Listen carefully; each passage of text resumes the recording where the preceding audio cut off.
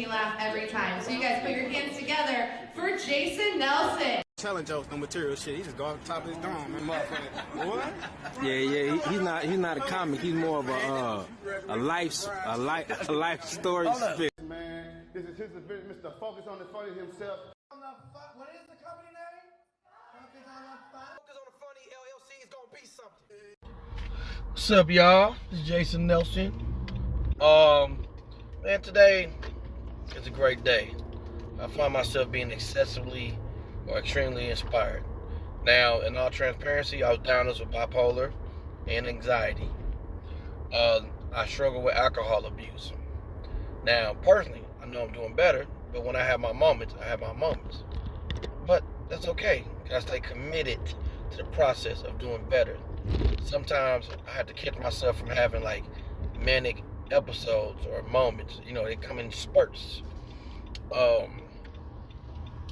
I notice it usually get heightened when I'm finna do something that is deemed as excessively stressful to me. Things that I normally would do like it was nothing. Like me, I got a comedy show coming up. The idea of promoting it, going to open mics, it had became feeling stressful.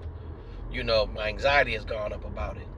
So, you know, I'm fighting between pushing forward or self-sabotage. Now, with that being said, today, I encountered this man who's 82 years old, originally from New Jersey. Came to where I'm at to take a job like long time ago. And he was just telling me his story, how he came here, worked for a company, got involved in marketing, helped bring the company from a downward spiral to bringing it up. And then he decided to purchase his own company. And then his company has been doing pretty well. Well, his story inspired me because March 28, 2011, I left St. Louis and started on my car. I left my hometown after I filled up my tank. I had $5 in cash, $5.36 on my debit card. By the time I made it to where I was at in Kansas, that $5 in cash was gone. I spent it at McDonald's. And what I was doing was I was running my debit card at Quick Trip at the pump, and it only holds $1. And that's how I was able to keep my tank full. And what I did, I Googled the equivalent of things I knew in St. Louis and Kansas. And I went to this career center on 95th Career in Overland Park, Kansas. And I chose Overland Park, Kansas initially because at one point it was rated as the top 10 cities to raise a family in. And for me, who grown up in the group home, well, not exclusively. Like, I lived with my mother until I was 8, then I lived with my father, and that was a very bad experience, a lot of abuse and stuff, and then I got placed in group homes. So basically what I had decided to do was go to Overland Park because I wanted to put myself around things that I desired. I always wanted a family. I never really got to experience family in the way that I desired to growing up. So I try to create the life I wish I had. So at the time I was pursuing the woman that I thought I always wanted growing up, and then I had a vision for creating a company around comedy. So when I heard that man's story, it reminded me to keep going, keep pushing.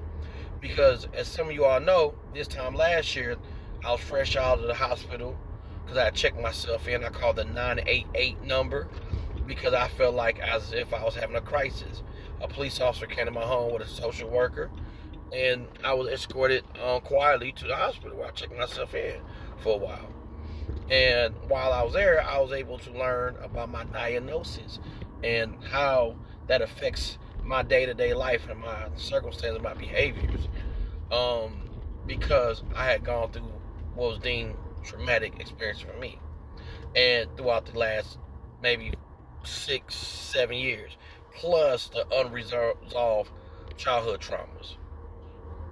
This person is testing me. Are you going forward or what are you doing? Okay, maybe she's just nervous. Kansas.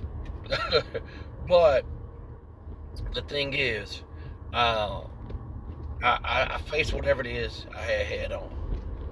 And somewhere along the line, despite how successful I have been, despite how much I accomplished, I began to self-sabotage, and the alcohol has not made it any better, in all transparency.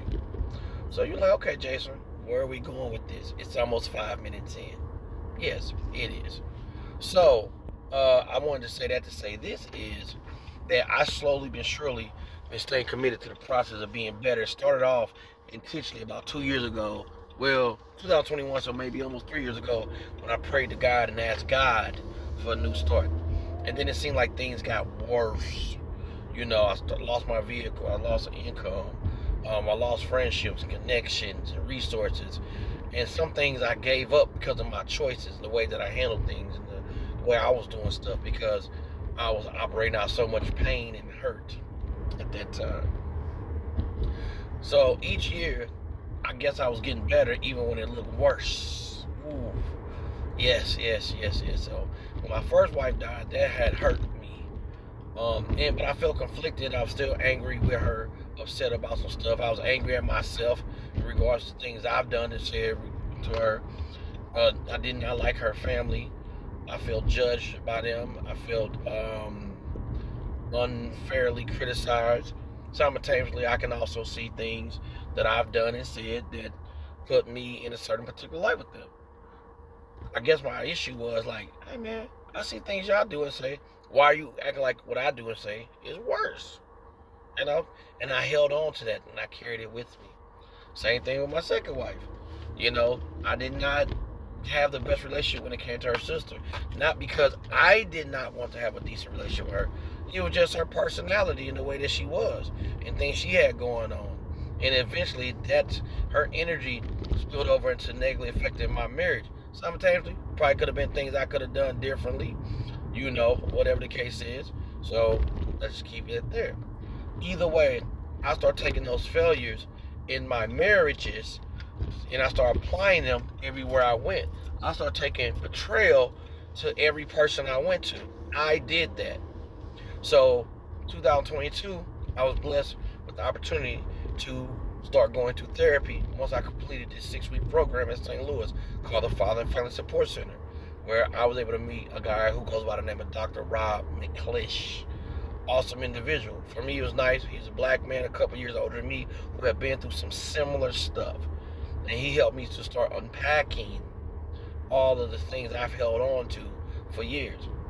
Now, in that process of healing, I have to remind myself to continue to be patient with the results. Like when I was smashed between 2 vehicles back in 2019, I was out of work for nearly 6 months, and then I remember I tried to go back to being normal and put the same weight that I normally put on that leg that got injured. And then, because I was like, oh, it feels normal, but then, can't put that weight on that leg. That is what I also learned when it came to my mental and emotional well-being. Sometimes I try to jump out there and do the things that I did before I was injured, before I was hurt, you know, mentally and emotionally. So I'm learning that, Jason, pace yourself. Now, in the midst of this is what I've been eating healthier overall, not perfectly well. So, like, I've been eating some prunes. I've been drinking, like, 2 to 3 of these a day. You know, it's like a mug. I've been eating, I gotta clear this out, but I've been eating like these.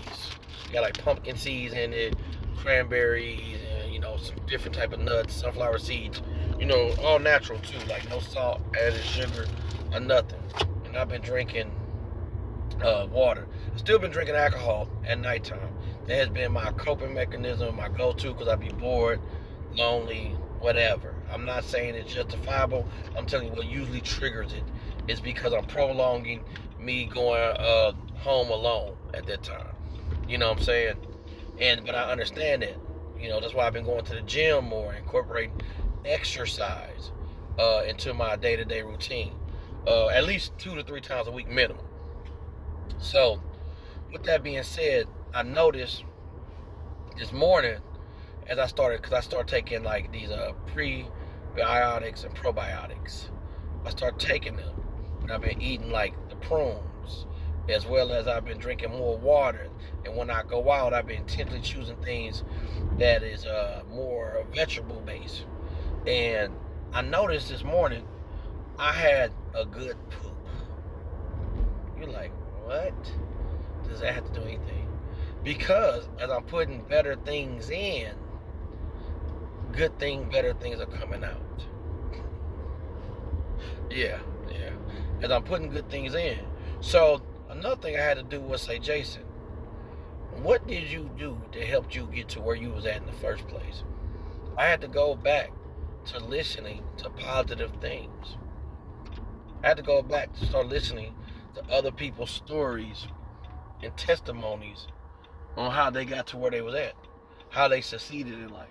I had to go back to believing.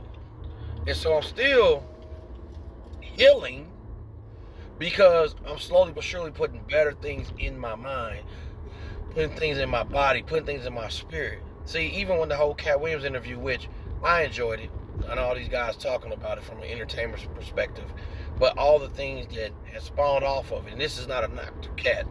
I'm talking about I start partaking in that energy, and I start listening to a lot of negative things, like I'm going on Vlad TV, and this is not a criticism of them. I'm saying, but the things that I was put into my mind, body, and soul, and my spirit, it was negatively affecting me. I was feeling depressed. I was feeling suicidal. I was feeling anxious. I was feeling paranoid.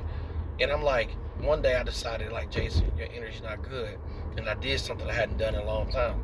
I turned on a T. Jakes sermon. And as I was listening to the sermon in my sleep, I almost said slumber, but as I was listening to the sermon in my sleep, I gradually began to feel a lot better from the inside out. So I'm like, okay, we need to do more of that. But see, the issue is I'll put that good things in me, and then I'll turn around and put the bad things in me. It's canceling it out. It's canceling it out. And so that's foolish on my end, right? Same thing, I started listening to like motivational speakers. I started listening to like Elon Musk story or Jeff Bezos story, and all these different people who have succeeded, who had to overcome adversities. I was listening to Blue Collar Millionaire stories, like, and watching it, and I'm like, Jason, you need to go back to doing things that inspires you. That's how you got to where you was at. Jason, at one point you chose to live out your car in another state because you believed it was great things for you there. Jason, at one point you decided that you was going to have a family. At one point you decided you was going to have a business. At one point you decided you was going to be an entrepreneur. At one point you said you was going to work on your relationship with God. At one point you start working on your mental health. At one point you start working on your physical health. At one point you start making better financial decisions.